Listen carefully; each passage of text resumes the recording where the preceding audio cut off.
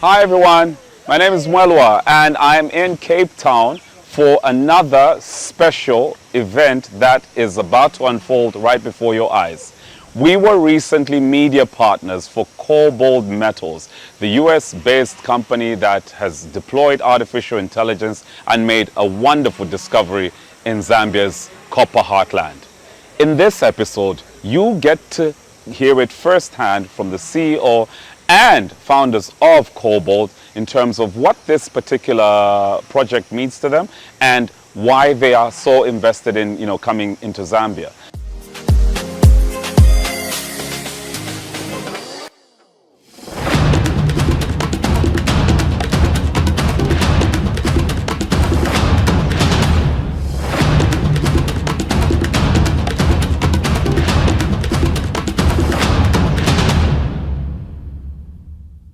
Hi everyone, it's Mwelwa here at the Zambia stand where I'm about to have another interesting conversation with our partners and friends from KoBold, and with me is none other than Zambia CEO, but no wait, she's actually Africa CEO of KoBold. Mfikeyi, how are you doing? I'm good, Mwelwa, how are you? I'm great, it's always a pleasure bumping into you, and I know that this is your second or third mining Indaba that you've been to? Oh, it's actually my first. Oh, your first? Oh yes, after taking over the role.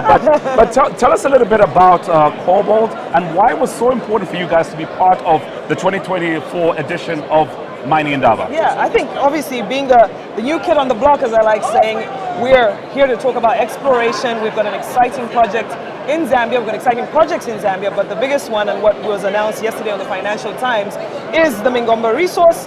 We know it's a high-grade deposit, more than 5% copper, and will be one of the largest, newest underground mines in the world, really.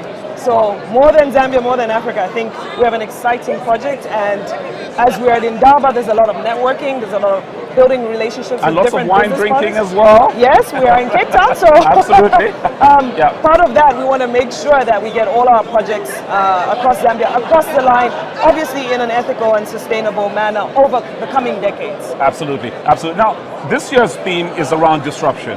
How important and how does KoBold fit into the whole disruption narrative at this year's Mining Indaba?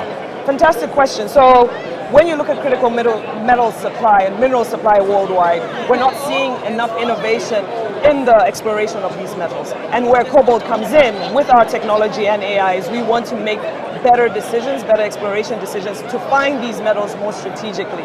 And being the player that we are, there are a lot of people in the room, we're not seeing enough investment in exploration, and that's because the techniques have not evolved. And for the techniques to evolve, you need to innovate, and that's where KoBold comes in.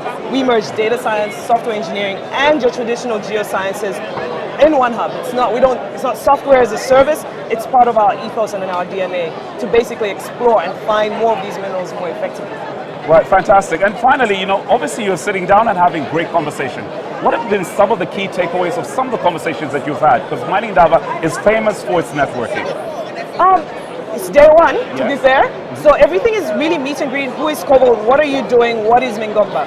But beyond that, what are our projects in Zambia, around the world? We're in Namibia, we're prospecting in Botswana, and that means we're not limited in where we operate. I take care of Africa, but we have a global portfolio in Australia, in Canada, and in South Korea as well. Absolutely. No, Mfikeyi, it's been wonderful talking to you. We look forward to engaging with you more. I know it's only day one, and we're wishing you all the best. And to all our viewers, please, if you're in Cape Town and at Mining Indaba, please pass through to KoBold and find out about the hottest kid on the block on the Zambian mining scene. For me, Mwelwa Sekunda, get to know.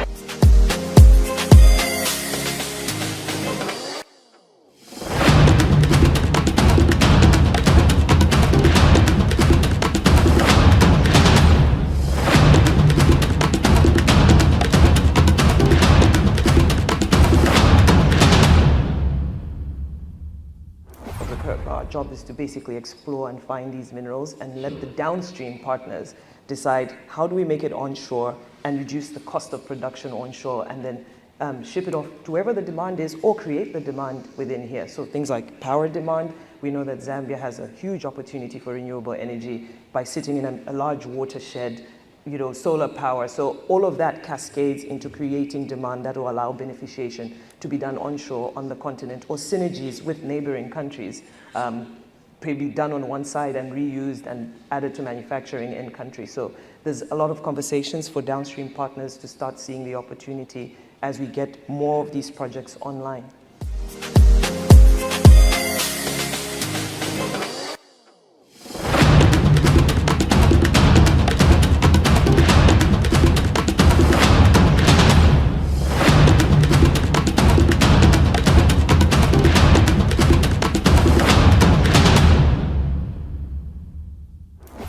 Hi everyone, we're on day one of Mining Indaba in Cape Town, South Africa.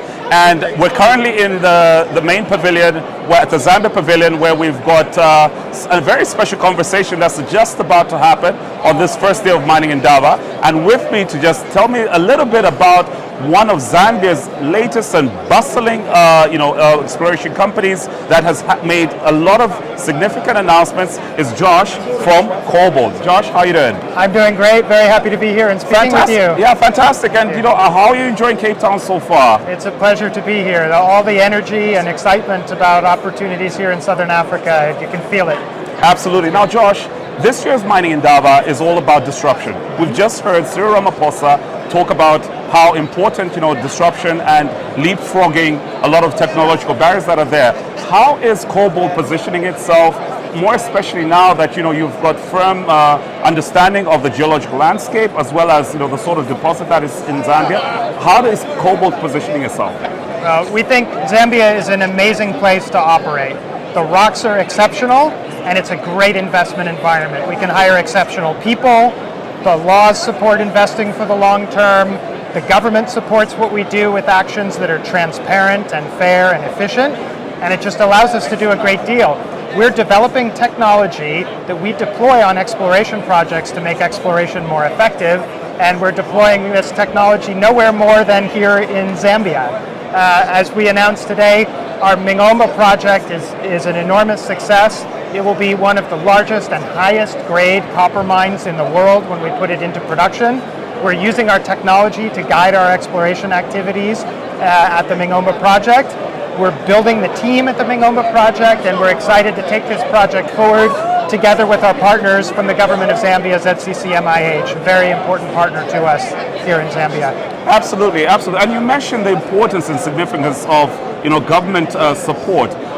Would you say that obviously going forward, this has been something that is going to encourage you to even make more investments around this project? And does that also speak to the sustainability of your interest in Zambia? Absolutely, to both of those. We're in Zambia for the long term. Mingomba is our flagship project in Zambia. It is the closest today to becoming a mine, but we are exploring all over Zambia on a number of other projects with different joint venture partners, some with ZCCM-IH, some with large multinational companies, some with small Zambian companies. And we hope to find the next Mingomba and the one after that here in Zambia. Absolutely. Then one final question. So far, you've had some great conversations at Mining Indaba. What is the outlook looking like for you, with all the engagements that you've had so far? And are you optimistic about, the Zambian as well as African space at large? Extremely optimistic. There's so much need. Africa has the greatest potential to contribute. The rocks are exceptional, the people are exceptional, and the investment environment for us, we think, is excellent. And so we're eager to remain active in Zambia, to grow our activities in Zambia. We're active elsewhere in Southern Africa as well, and we see lots of great successes on the horizon. Absolutely. Josh, it's been such a pleasure talking to you. This has been Mwelo Chivesakunda at the Zambia stand, talking to Josh from KoBold, who are at this year's 30th edition of the Mining Indaba. If you have a chance, please pass through the stand and talk to the folks at KoBold. Get to know.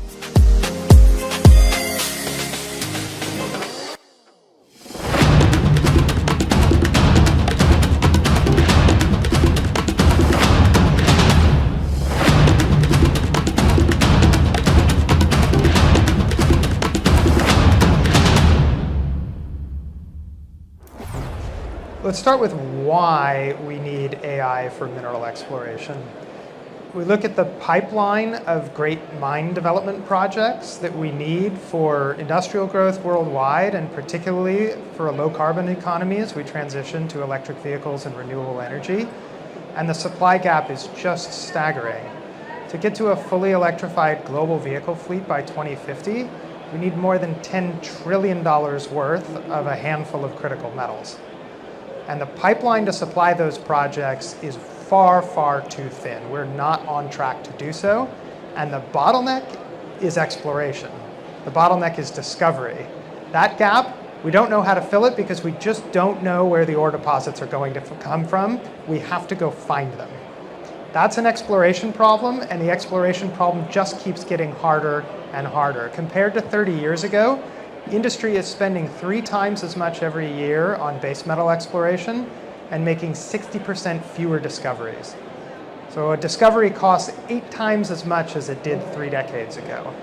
The reason that we're getting worse is really twofold. The first reason is, as we all know, the easy deposits have been found, the things that are close to surface, outcropping, subcropping deposits in well-mineralized districts, well explored by now.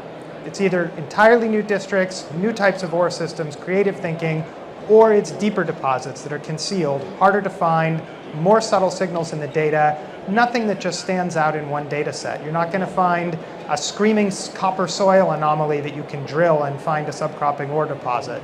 Those are done, at least in the well-mineralized districts. Fortunately, the ore deposits are out there to be found. We know how to form all these different types of ore deposits. But the problem is that technology has not kept up. It's not like in oil and gas where we've had incredible innovation as we've depleted shallow subsurface resources and gone to ultra deep water offshore resources and so on. It's not like semiconductors where the reason we have Moore's law is because technology gets better faster than the problem gets harder. In exploration, we haven't done that. That's the opportunity, and that's really the necessity of AI. And the only way in which we're going to get better at finding ore deposits is by inventing better methods of exploration. And that involves using modern cloud computing power. That includes using all the statistical techniques that are developed and used in AI in every other aspect of our lives, what videos we're watching and all kinds of other less important applications. We've got to use all of this horsepower of technology and put it to use for the urgent development problems and social problems that we have, which is building a low carbon economy and sharing the benefits of that equitably across the world. So that's why we started KoBold. And we are inventing AI to use in mineral exploration. We get to stand on the shoulders of giants because there are lots of open source software packages. Cloud computing is very easy to use and deploy now. And for us, the key is actually putting it to use on exploration projects. The key is we actually have to be making different exploration decisions as a result of AI, and that requires this complicated dance of geoscientists and data scientists and software engineers. And that's what our team has, and we have all of those disciplines around the world, and getting geoscientists in Zambia and data scientists in California, and hiring data scientists in Zambia and taking them to California for training. This is how we develop AI in the context of doing this for mineral exploration. And we're fortunate that it's working incredibly well. We just announced this week our Mingomba deposit in Zambia, we now know will be one of the largest and highest grade copper mines in the world when we put it into production. There's a continuous core that exceeds 5% copper. These are the opportunities that exist here in Africa. And the question is where, not just what will become of this deposit as it goes into production, but where's the next Mingomba? And the one after that, and the one after that. And how does KoBold find those, and how do other companies find these things too? We need the rest of the industry to become dramatically more successful, and AI is going to be part of that story. So, as Anastasia was saying, models are only as good as the data you put into them, and usually the model part is not very hard. Off-the-shelf software packages, you can train a random forest, no problem. It's gathering the data and cleaning up the data and getting it into the form for analysis that consumes almost all of the analyst's time. And in mineral exploration in the mining business, the data is incredibly various, and it's usually a mess. If you want to work in some particular area, you're dealing with historical surveys that may have happened over decades or even hundreds of years. You're dealing with geochemical data that might come in a table. You're dealing with some geophysical data where you might only just have an image of the output. and you're dealing with lots and lots of text. You're dealing with people's observations, reports written by exploration companies many years ago, with maps and figures and tables and hand-drawn annotations. And this is incredibly rich data. It's some of the most important sources of insight, and we need to use all of this data in order to have the best predictions possible. One of our most important data sets in Zambia is a set of geological maps that were made between 80 and 100 years ago. And the original maps are still resident in the Zambian archives. They're hand-painted on linen. And the outcrop observations that are recorded in these maps, we use as training data for machine learning models, where the input features are modern satellite imagery or airborne geophysics. But the ground truth for training the models comes from observations of really careful geoscientific work done by large teams of people in ways that we could just never replicate nearly 100 years ago. And so we are dramatically underusing these incredible resources. And in order to do a better job of this, and the benefits of this will redound to everyone from very small prospectors and entrepreneurs to the largest exploration companies, we have to do a better job getting the data, cleaning up the data and getting it into a form that we can work with it, and then making the data publicly available. So getting the data, governments can help a lot with this, and policies that require disclosure of data, and both by companies to the regulators and then by the regulators to the public. After Zambia, our second largest investment destination is the province of Quebec in Canada. All of the data that we've collected, all the airborne geophysical surveys we've flown, that data is in the public domain now. You can go on the internet, you can download the digital files from that. No harm to us, because we're still holding the ground. If we drop the ground, let someone else take it forward. And I think there's a great policy opportunity to do that for, again, everyone's benefit. Second is kind of curation of historic data. We have partnerships in Zambia with ZCCM-IH, who's also our joint venture partner at Mingomba, very important and wonderful partnership for us. In the archives of ZCCM, there's a huge variety of data. Some of it is on rolls of paper maps. Some of it is old aerial photographs. Some of it are technical reports from from 50 or more years ago. And we are digitizing that data. We have KoBold full-time employees who are building a digital archive. We've replicated this now with the Geological Survey Department in Lusaka. And again, KoBold employees are there digitizing the data, and this is all for public benefit. What we're doing is we've made a copy of our own internal data system that we use for storing all of our data, and we've made a copy of it for the ZCCM-IH and Geological Survey archives. And obviously our goal here is to help make this publicly available and searchable, and so everyone can find it. I was speaking with the director of the Geological Survey from Finland today. Finland probably has the best online archive of anywhere in the world, and how can we do the same in every country on the continent here? US states don't do this. This isn't an Africa versus the West thing. This is just an idiosyncratic thing, jurisdiction by jurisdiction. In Canada, some provinces are much better than others. And how can we get to the highest standard? And it creates immense opportunities, and then eventually those opportunities get taken. In Finland, actually, we find that the exploration opportunities are a lot fewer because the data has been so good and so available for so long. There's been so much activity. So now, today, it's harder. It's because Finland's even further up the curve, and there's immense opportunity to go from here to there, actually getting all this data available, and getting it in good form, making it available. That stimulates activity because it brings everyone so much further down the track that you get to start from third base, and regardless of how well resourced you are, it's an amazing opportunity and catalyst for investment activity.